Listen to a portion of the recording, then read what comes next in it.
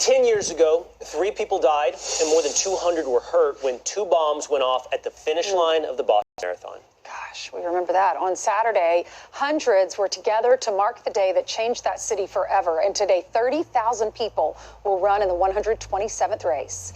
Fox Weather multimedia journalist Katie Byrne is live in Boston. Katie.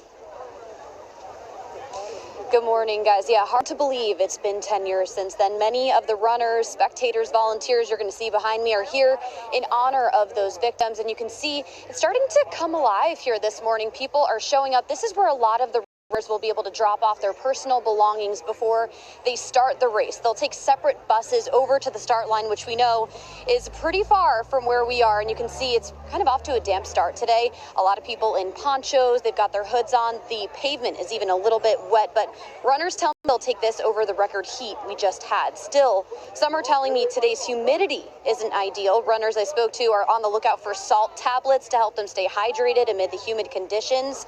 It is a 26.2-mile route, after all, that covers 8 cities and towns, starting in Hopkins and ending in Boston's Copley Square, where we are. So crowds have gathered over the weekend in this very spot in honor of the victims of the Boston Marathon bombing. It has been 10 years since 2 homemade bombs went off at the finish line.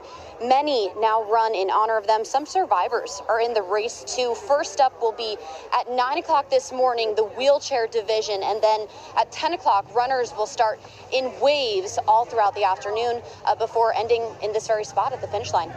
Guys?